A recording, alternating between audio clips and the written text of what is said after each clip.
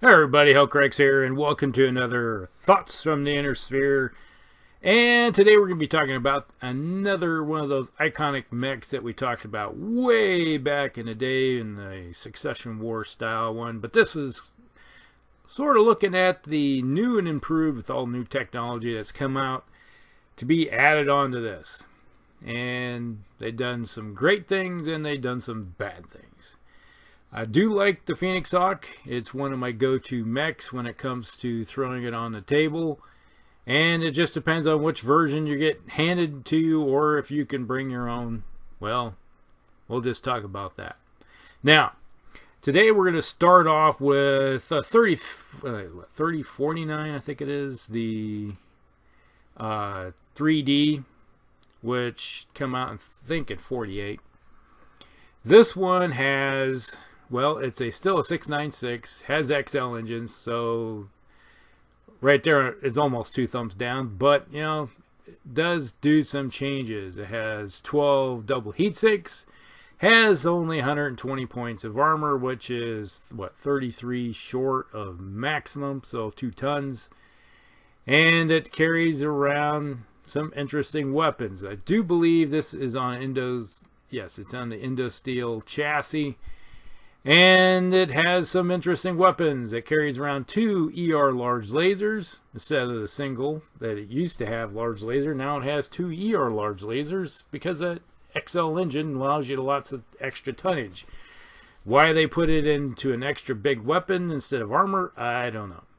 Then it carries around, those were in the right and left arm, and also on the right and left arm we have 2 medium pulse lasers and an anti-missile system. So everything is in its arm. So I guess what they're saying is if you get an arm blown off, you most likely already have your torso going to get blown out. So, yeah, they're just fire and forget type weapon systems. For, what, 1,300 battle value, I think this thing comes out to. So the 3D is sort of a good start in some ways, and bad in the others. So the first thing I always like to say is like, well, it's got XL engines, so yeah. Not a big fan of XL engines. If you're going to put an XL engine on something like this, I'd probably would consider dumping the one of the ER large lasers and then look and see, well, can I upgrade it to having a 711 movement? Yes, you can, right there. So you could still have basically an ER large laser, 2 medium pulse lasers, and I'd almost consider dumping the anti-missile system in a way, because I'd rather have some more armor myself. So you look at that and go, yeah, I can do that, and probably even put Endosteel on it, not Endosteel, but ferrofibers, and give it a lot more armor and still be able to put something else on it, like more jump jets. So you could end up with something that's a 711-7 with ER large, couple medium pulse lasers, and, well, heck, you don't even necessarily need the 12 double heat sinks, but they're kind of nice because if you jump and you're able to fire all the weapons, you're going to heat up. So, yeah, it's not a bad deal. But still, you're stuck with the XL engines. But there's the one thing that I always would prefer to do is increase its speed. If you're going to put those things on, you might as well speed this thing up and make it even faster. That's all I can say about that. Now, how you typically use the Phoenix Hawk is it's usually either as a heavy scout. It's not fast enough. Now, if you increase, if you do use the version where you increase up to like a 711 with XL engine, I would consider that to be a good scout. You know, it's a little heavy at 45 tons, but, you know, with the speed, why not? You know, you get those, like the Assassin and those others that are just slightly lower in tonnage that have the speed. So, yeah, I don't have a problem with that. Now, I typically use these in my flanker units, that, or the eyes and ears for maybe a heavy lance. So if you have some heavies like Crusaders, Archers, catapults, etc., T-bolts, I really like using my Phoenix Hawks to throw those out there as my eyes and ears for either using it to spot for LRMs. Heck, if you had put a tag, replace one of those medium pulse lasers with like a medium laser and a tag system, that would even make it a little better, more useful in a role that's more harassment style. It's like, oh yeah, I'm hitting you in the flank, and all the guys that are following behind are going to be using the extra systems to make some good use out of it. Now, there are other options out there, but you know, this is what we were stuck with initially, you know, air quotes here, for new tech stuff. Now there's a whole pratfall of them that start just piling in right and left as they start looking at, it's like, well, we have all these, you know, it's like kind of an iconic mech. There's thousands of these things in the inner sphere. Why not start modifying them or producing a new style with new equipment? So there's those options. Let's just delve in here real quick and see what we got here. Alright, let's see, we started off with the 3D. There's the 3K, which is, I think this House Carita. It introduced in 3050. It still has the XL engines, and this one carries two. Once again, we got two. It seems to be the thing is like 2 yard large lasers, 2 medium lasers, for the range, and then it has 12. So once again, we got the 3D and the 3K seem to be almost the same thing, except one uses that ferrofibrous, the other one's using Endosteel to make up the difference. Preferably, if I'm going to use either the two, the 3D with the Endosteel is going to be the preferred of the two, just because the Endosteel is going to give you some savings. Now, the 3M, this was an interesting one. It has Endosteel. It has the double heat sinks, and then it also carries around that XL engine. Okay, so that seems to be the going rate around here. Price tag for success, I guess, for death and destruction. And then it carries 2 ER large lasers. This seems to be the standard operating procedure. And then it has so we're looking at all these are almost identical except for how they go about it, but this one carries case on it, so there you go. So it's a slight little difference. So you're looking at the same basic mech design, but with some tweaks in different direction thought processes. And then we got the 3P, basically an upgraded 3D, came out in 3067. Well, we got more armor on it, yay! And then we have a large pulse laser, 2 medium pulse lasers. So I guess they're looking at, okay, this thing's a highly mobile, and it has a target computer, and a couple ER medium or ER small lasers. So you're using this thing. Its whole plan is to keep jumping. It's more or less looking at, it's like, okay, you're relegating it to either a high terrain area or such as urban environment. Now, if you're in an urban environment, a highly mobile 696 type mech like this with a target computer and pulse lasers, that's not a bad deal, because you can jump in behind somebody, unload on them, and then dive back out almost immediately if you need to, and find another target to punch in the backside. And then we have the 3S, which came out in 3042 that is. Alright, now this one has an XL engine, 10 double heat sinks, some good armor.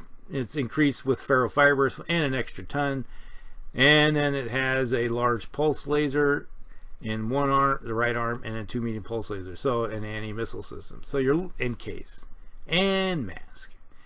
So this thing's able to run. So you're looking at something that is slightly different in a way, but you keep seeing the same kind of trend here with extra light engines. Then we had the 4L. This came out in 3066. This one uses a standard, and hey, we're getting someplace here, and Endosteel. I like this one a lot. And so it carries a ER large laser. All right, so you got the standard fare. Has 2 ER medium lasers. Okay.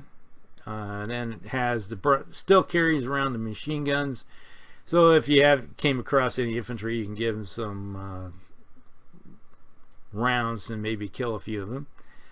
And then we have the jump jets, which are upgraded.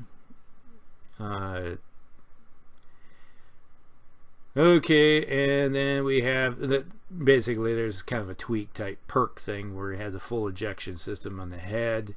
All right, so there's is one that you can basically use for a good start. So I like the idea. You got the Endosteel on board. You have the standard engine. This one could also probably use it has stealth armor instead of ferrofibrous armor. So it's not a bad mech overall for design. Has some good weapons. Okay, so you're looking at your standard system. So in 3066, I could say if you're going to pick something up during that era off the new mech lot, this might be the one to look at. And you get pop-ups. Here we go. Go away. And then we have the in 3079 we have a light fusion engine. Okay, so if you're going to have a choice between an XL engine and a light fusion engine, I'm going with the light all the time. It has improved jump jets. This is the 4W, and it has a light PPC. All right, a little bit. It's kind of like almost a swap for the ER large. And then we have an ER medium laser in each arm, and then a Guardian ECM, which I do like the idea, and it has a heavy gyro. Okay, so and a full head injection system. That's kind of a perk thing. Not a bad. But you're talking almost 30 years down the line when it comes to after the clan. So this is almost like Jihad era. Then we have the 5L, but it's getting a lot of them here. And they have the Endosteel Chassis, has a plasma rifle with 2 tons of ammunition, and it has stealth armor. All right, and your basic standard engine, which is not bad. It keeps, it's like I like the idea of a standard engine because you don't have to worry about getting killed in half the time. And we got the 6D. Alright, we have the Endosteel Chassis, 10 tons of armor. Its primary weapon is an ERPPC instead of basically it's a 3D that's been upgraded. Alright, it has a target computer, 4 ER medium lasers. So this one thing can stand back and do some long range shooting. Alright, let's see. Then we have the Common Star come out with the 7C. That come out in 3067, has an extra light fusion engine, 9 tons of armor. It has an ER large laser, 2 ER medium lasers, and an arc beacon. So yeah, this is basically and a C3 computer, which is not bad. I like the idea of a C3 on a Phoenix Hawk. Typically, if I'm able to put one on, I will. And you're looking at with the NARC beacon system. Alright, you got something that's going to be out front trying to be a flanker, get in behind people. The NARC beacon on something like this kind of makes sense because if you use it as part of, like they say, an artillery or LRM supports, if you got an LRM support lance, okay, NARC beacon makes sense on something like this. You never put it on the actual mech that has the LRMs. That's just stupid. Alright, then you have the 7K, which came out in 3070. Alright, has Endosteel, ferrofibrous armor, and okay, we've got 9 improved jump jets. So this a little bit faster. And let's see, it has a snub nose PPC and an ER medium laser. Alright, there. And we have the 7S, came out House Steiner, uses the light engine. Okay. Mask and Endosteel. So You do see the prevalence of everybody starting to put Endosteel on everything, which is great. If you have a choice between ferrofibers or endo, always use the endo because you're going to have more savings in tonnage. So that's my preferred method if you can get one from the factory.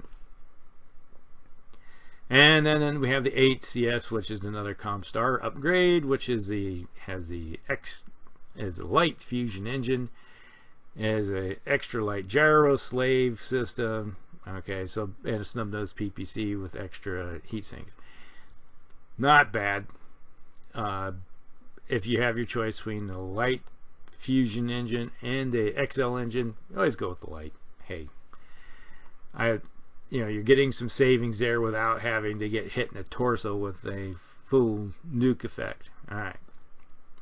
Now, there are many ways of looking at. Let's just say, like I said, what I would do with the 3D if I had a choice, if I could upgrade it to a faster mech, I would do that just to make it a more fly into the scout, more of a scout versus the flanker. But typically, you're looking at, let's see here. Here's what I would do. Break the one I usually do, because I usually break. I always look at it as I'm a merc. Already have probably a Phoenix Hawk or two in the stable, and they're Succession War style ones, so they're going to have a standard fusion engine, which is okay by me. And I'm just going to be upgrading the systems on board. So first thing I do is have 10 double heat sinks, ER large laser, and you have those medium lasers. And just by dumping the first thing I'm going to do is dump the machine guns, and then you have the your typical all the heat sinks that you do carry on board. I'm going to typically go the doubles, and then I'll take that and either put a slave, if you have access to this is your two choices here. If you have access to a C3 system, I'm going to put a slave on board. Otherwise, tag, and then you will have the I'm going to throw on ferrofibrous armor on board, just to make myself a little bit of savings in tonnage. So you got that right there. Now, if by chance you're able to get access to something from the factory that has Endosteel without the XL engines, then you can possibly add in like Guardian ECM and maybe another couple medium lasers or something of that nature. But that's typically how I go about it. So when you're looking at, let me pull this one up here. Where's it at? The 1X. You look at the 1X. There we go. Bring it out. You look at, let's see, this one doesn't have, it's just ferrofibers. So you're looking at something with a ER large, 2 medium lasers, and you have your choice between slave, tag, or maybe another medium laser. So you still got the 696, 10 double heat sinks, ER large, a couple medium lasers, and then you have, with the tonnage savings, you are able to run up to almost max armor with, you're looking at your choices of that tonnage is like, do I want another medium laser or flamer for that matter? Because if you really like the idea of having, the machine gun was kind of like a crossover from either an anti-missile system or anti-infantry system, and I would prefer to have a flamer. If I had a choice between a machine gun and a flamer, I always take a flamer, because you can use that on a mech, heat them up, or you can burn out infantry, and you don't have to worry about ammo explosion. So that's something I always think about. But overall, be honest, the Phoenix Hawk isn't a bad mech. It just depends on which version you get. Now, if you're handed one, yeah, you're stuck with it like Chuck. But if you have the capability of modifying something you already have in your stable, yeah, throw some new technology in, like double heat sinks, and upgrade the weapon systems. And and if you're able to throw fair fibers on board, go ahead, do that. But that is it. That is the Phoenix Hawk. There's not much new about it other than a whole plethora of new designs of the same thing, it seems like. But overall, not a bad mech per se. All right. Talk to y'all later. Hellcorrects out.